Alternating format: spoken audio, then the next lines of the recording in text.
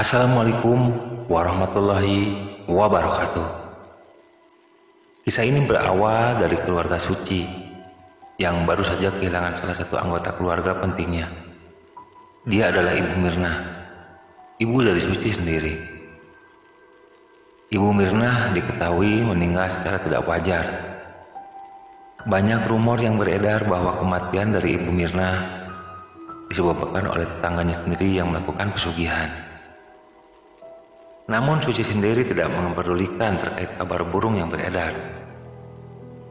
Ia lebih memilih untuk diam dan terus-menerus mendoakan teruntuk ibunya sendiri. Hari pertama. Di hari pertama setelah kematian Ibu Mirna, Suci masih dalam keadaan sedih. Ia sendiri sering berenung dan memilih untuk menyendiri dengan waktu yang lama. Tampaknya kehilangan seorang ibu seperti kehilangan setengah dari kehidupannya. Namun di hari pertama setelah meninggalnya Ibu Mirna, Suci sendiri seperti merasakan jika ibunya masih ada di sekitarnya. Arwahnya seperti terus-menerus mendatangi kamarnya. Hari kedua. Di hari kedua kematian Ibu Mirna, Suci mendapati bau aneh yang sangat menyerbak di kamar atau ruangan Ibu Mirna sendiri. Suci seringkali mencium bau melati yang tercium jelas di sela-sela kamar Ibu Mirna. Ia sendiri sempat menanyakan hal itu kepada ayahnya. Namun, ayahnya sendiri belum bisa mengatakan apapun. Dia hanya berkata, "Ibu kangen sama kamu. Dia mungkin mau nengokin kamu." Suci tidak tahu apa-apa terkait apa yang disampaikan oleh ayahnya. Dia menegaskan bahwa semenjak kematian ibunya, Suci tidak bisa tidur dengan tenang. Suci merasa jika tiap waktunya hanya dihabiskan untuk memikirkan mengapa kejanggalan demi kejanggalan sering terjadi dan diketahui olehnya. Lambat laun, kejanggalan itu menimbulkan rasa curiga yang mendalam bagi Suci. Baginya kematian ibunya benar-benar sangat dirahasiakan oleh pihak keluarga terkhusus baginya sendiri. Hari ketiga. Di hari ketiga setelah kematian ibunya, Suci berniat untuk mengecek kamar ibunya. Niat awal Suci adalah ingin membereskan kamar yang sudah 3 hari tidak ditempati oleh almarhumah ibunya.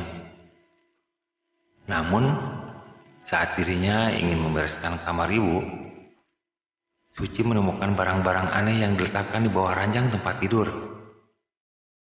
Di bawah ranjang tersebut sudah tersedia sesajen lengkap dengan makanan pasar.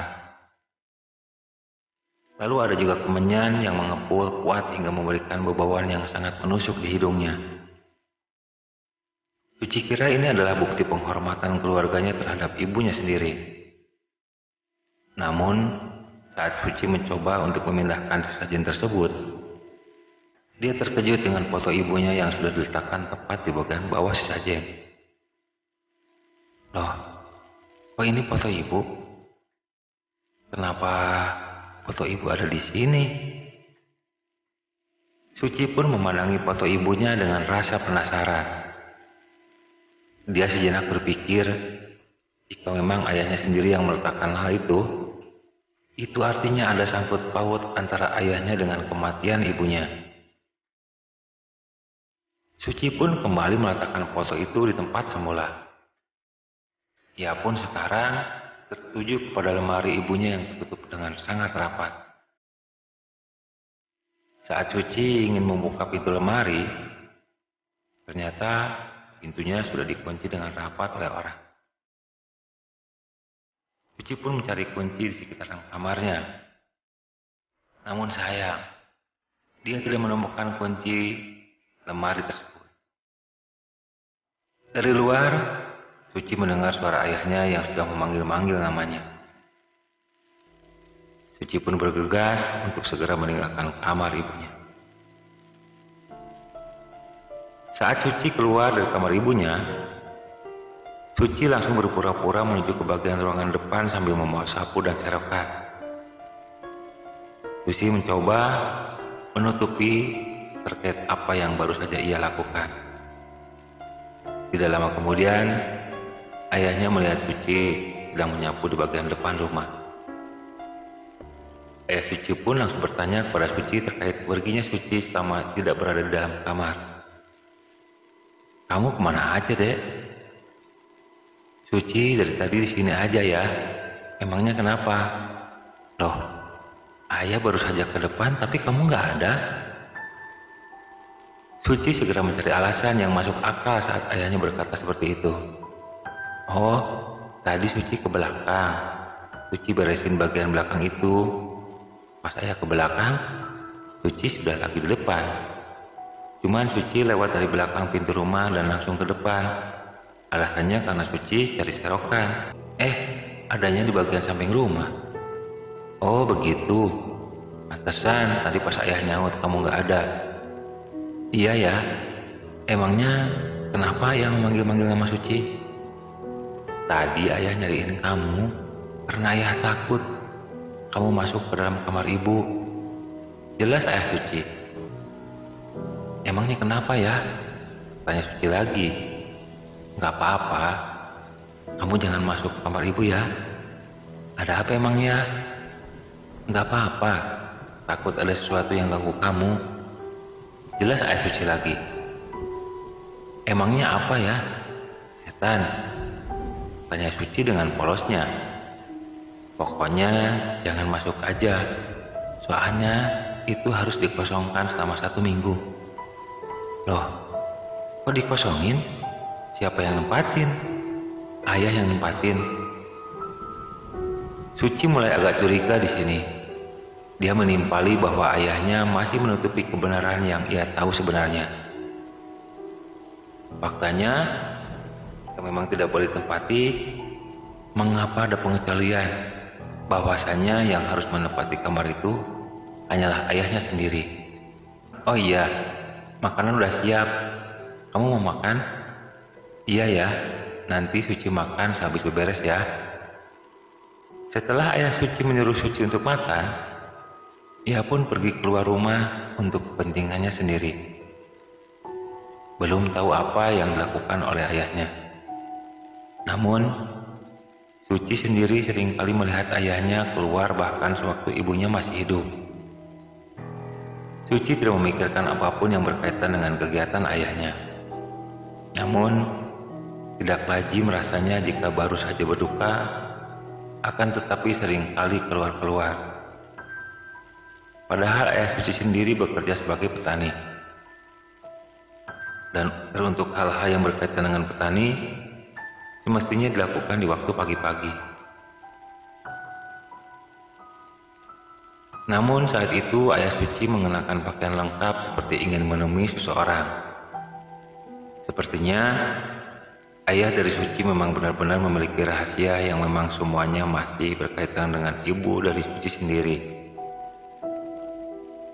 Malam harinya, saat dimana Suci ingin keluar menuju kamar mandi, ia melewati kamar ibunya. Kebetulan, Suci mendengar suara aneh yang berasal dari kamar ibunya. Suara seperti desahan seorang laki-laki yang sedang melakukan hubungan seksual kepada seorang wanita. Suci pun langsung menangkap suara tersebut. Sepertinya suara itu adalah suara dari ayahnya sendiri. Suci mulai curiga, apa jangan-jangan ayahnya sedang bermain-main terhadap wanita lain. Ia pun mengintip lewat lubang gagang di pintu kamar ibunya. Saat Suci mengintip, dia melihat ayahnya sedang menciumi seorang wanita yang sangat cantik. Namun ada sesuatu yang aneh. Suci melihat dengan kedua matanya jika ayahnya sedang dililit oleh seekor ular yang sangat besar. Suci pun kaget dan langsung menutup mulutnya sendiri. Ia pun perlahan melangkah mundur sambil menutup mulutnya agar tidak bersuara. Setelah itu, ia kembali untuk masuk ke dalam kamarnya. Suci tidak jadi masuk ke kamar mandi setelah melihat hal yang tidak mengenakan tersebut. Pantas saja Suci merasa jika hidup ayahnya benar-benar tidak masuk akal. Dengan penghasilan sebagai petani, ayahnya mampu mendapatkan hasil panen yang sangat melimpah tepat sehari setelah kematian ibunya. Kemudian, kemungkinan besar ayahnya memang telah melakukan hal ini sejak lama. Namun karena dirinya tidak ingin ada anggota keluarga lain yang tahu, alhasil kejadian tersebut hanya ditutup-tutupi. Dan sekarang semuanya sudah terbongkar. Suci pun tidak keluar dari kamarnya sampai akhirnya proses persetubuhan antara ayahnya dan juga siluman ular itu telah usai. Sembari mengecek keluar, Suci pun pelan-pelan menuju ke kamar mandi. Namun, saat dirinya melewati kamar ibunya, rasa penasaran pun kembali muncul. Suci ingin sekali melihat ayahnya yang berada dalam kamar ibunya. Akan tetapi dia mendengar suara desisan ular yang sangat kencang. Seperti suara ular asli yang benar-benar berada dalam kamar. Suci pun dengan terpaksa langsung membuka pintu kamarnya. Namun, di saat dirinya membuka pintu, tiba-tiba seekor ular piton yang panjangnya 2 meter sedang melilit tubuh ayahnya. Ular itu merasa terusik dengan segera memberikan gertakan kepada Suci. Suci yang melihat amarah dari ular tersebut langsung mundur beberapa langkah sambil berteriak ketakutan. Sedangkan ayahnya, wajahnya sudah pucat dengan mulut yang sudah terbuka lebar. "Ayah!" Suci pun langsung berlari untuk meminta pertolongan warga yang berada di sekitaran rumahnya. Namun karena saat itu kondisi malam sudah larut, tidak ada satupun warga yang lalu lalang untuk keluar. Suci pun langsung menuju ke rumah-rumah warga sambil menggedor-gedor tiap pintunya untuk meminta tolong kepada mereka. Setiap pintu yang ia gedor, tidak ada satupun dari warga yang mau membukakan pintu rumahnya. Suci pun menangis sambil berteriak minta tolong. Hingga akhirnya ada salah satu warga yang mau membukakan pintunya. Dia adalah seorang warga biasa yang sedikit mengerti terkait apa yang dirasakan oleh Suci sendiri. "Dek, kamu kenapa nangis?" Ayahku dililit ular. Tolong ayahku." "Tidak bisa, Dek. Ayahmu sudah terikat dalam perjanjian. Tapi bagaimana cara melepaskan ular itu?" "Ambil tanah kuburan ibumu, lalu taburkan di atas ular tersebut. Ular itu akan takut dengan lemah layat dari tumbanya sendiri. Nanti ular itu akan lepas dengan sendirinya." Suci pun segera berlari menuju kamar ibunya. Perlahan matanya terlihat dengan jelas sesuatu yang aneh di tiap kuburan. Suci melihat sayup-sayup bayangan putih dengan rambut yang panjang sedang terduduk di atas pohon. Lalu ia juga melihat sosok bayangan putih yang sedikit tercoreng dengan tanah kuburan sedang melompat-lompat di dekat pohon.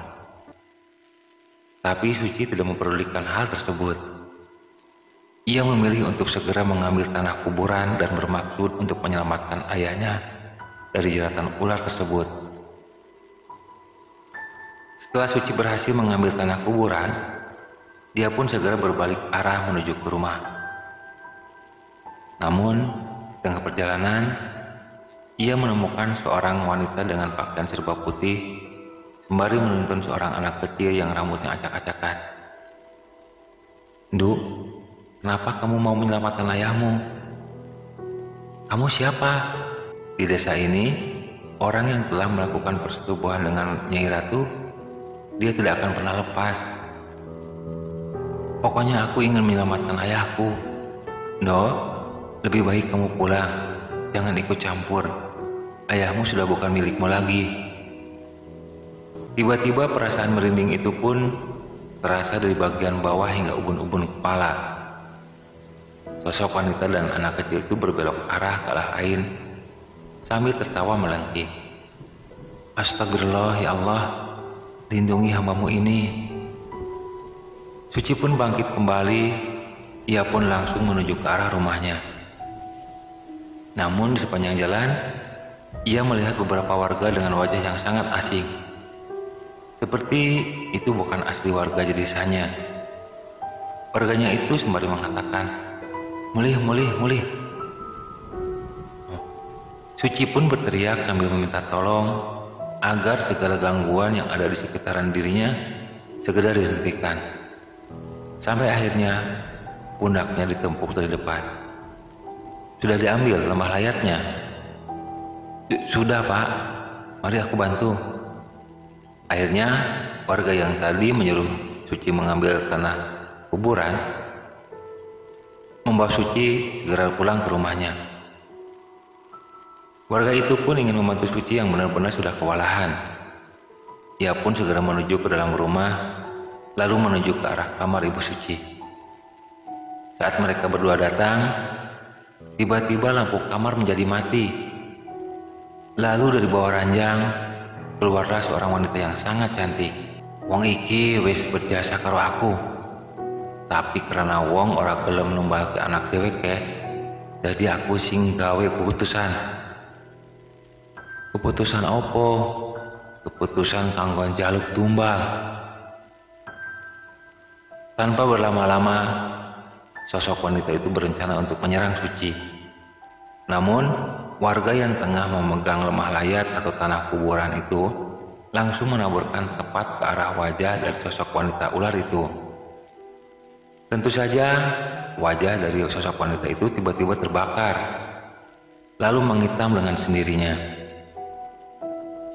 Sosok wanita itu pun langsung menghilang dengan sekejap mata. Tepat kepulan asap memenuhi ruangan.